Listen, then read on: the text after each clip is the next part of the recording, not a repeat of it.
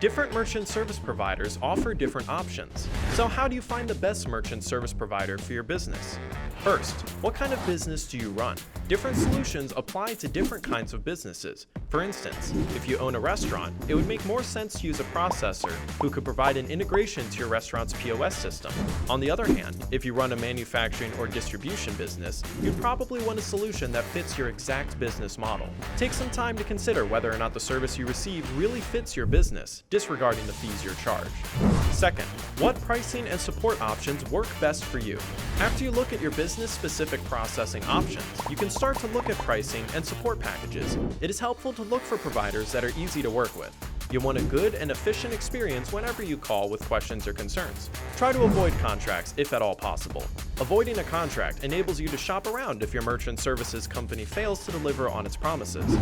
Third, look for security. Work with a merchant services provider that protects your business with high protection standards and PCI compliance. After you've made a decision, don't form your opinion quickly. It may take months to observe whether your selected merchant services company offers adequate customer support and whether the pricing is fair. To learn more about how to find the best merchant service provider, visit EBizCharge.com.